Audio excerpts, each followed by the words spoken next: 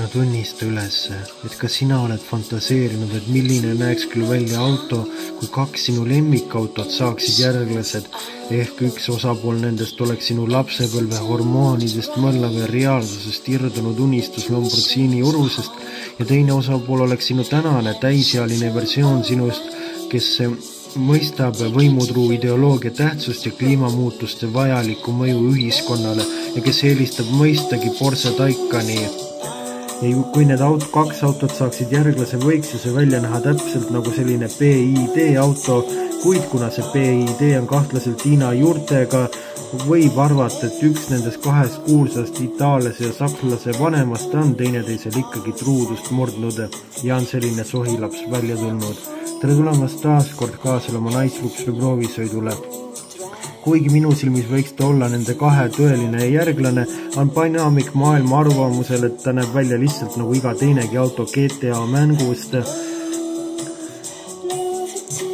Kuid kindlasti tead ju sina, mis see firma on PID ja see ei vaja sulle mingit tutvustamist, kuid kui sa millegipärast ei peaks seda teadma, on ju PID Hiina tehnoloogia ettevõtte, mis rajati juba 1995. aastale, kes algupoolest tootis vaid mobiiltelefonide akusid ja kes 10 aastat hiljem sai valmis oma esimese autoga ja kuid tänasel päeval on ju Hiina auto uued igasugusest automargid vallutamas Euroopa turgusid palju hullemini ja valusamini, kui koroonaviirus seda oma unenäos nähagi võis. Põhiline ongi see, et annab ta ennast kätte üsnagi soodsalt ja tema disain on natukene nagu selline blondiini stereotüüp ehk, et võib ju vaielda selle üle, et kui arukas see blondiin on ja kas tal üldsegi mingit haridust on, kuid ühe üle vaielda ei saa ja see on see tõsiasi, et ilus on ta tõepoolest ja ilus on see PID Siil UDM või mis iganes tema nimi ei ole tõepoolest, kuid tema pagasruumis on vaid 425 liitrit ruumi, mis on selles klassis ikka õige piinlikult vähe ja tegelikult ei saa pagasruumist alla lasta ka tagumisid istmeid, kuid sellegi poolest on tagaistujatel jalaruumi ja pearuumi täiesti piisavalt ka panoramkatuse puhul.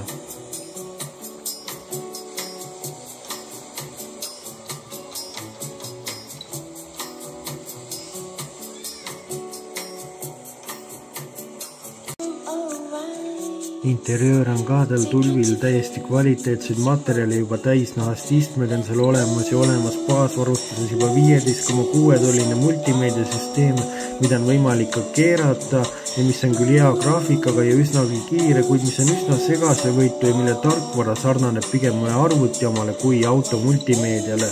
Digitaalne näidikupaneel üllatab sind ka juba standardvarustuses, kuid selle eest on ta ka üsnagi segasevõitu ja jääb arusaamatus, et mis infot sa sealt üldse lugema peaksidki.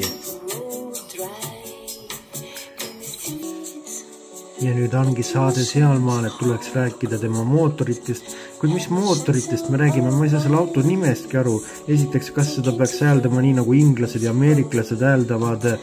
BMW-d ehk BMW tuleks teda hääldada nagu PY ja nõrk T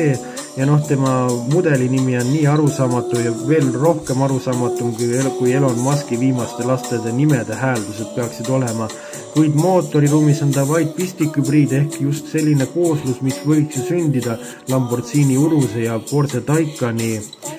ristamise teel ja olemas tal 1,5 liitrine vabalt hingav bensiinimootor, millel 18,3 kilovatine või 26,6 kilovatine akupakk, mis tähendab, et tal on 214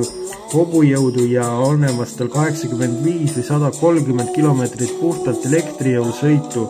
Olemas ka samasugune mootor, aga turbolaadimisega, mis juhul on tal olemas juba 320 hobujõudu, 2 elektrimootorit ja 4 vedu ja 0-100 kiirendus 5,9 sekundit, mis jääb siiski omajagu alla 2 sekundile, millega Porsche Taycan hakkama saab. Tema põhiline ostuargument pole olnud aga mitte ükski lause ega ka fragment minu eelnevast jutust, vaid tema hind, milleks on 38 900 eurot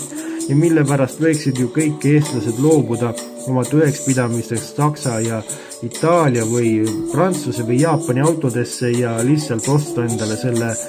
BID ja mõelda, et nüüd tema sõbrad arvavad kaugelt vaadates küll, et kas ta sõidab Lamborghini Uruse või hoopis Porsche Taycaniga või hoopis mingi tundmatu kosmilise nende kahe mudeli koosmõjuga, mis ilmselt võiks sõprade arvates olla tohutult kallis auto. Selline on sellekordne Nicefuxeri proovisõit ja selline on see BID Seal UDM või mis iganes, ma ei saa sellest nimest aru. Kohtume teiega juba nädala pärast, seniks kohtumiseni liigelge ikka turvaliselt.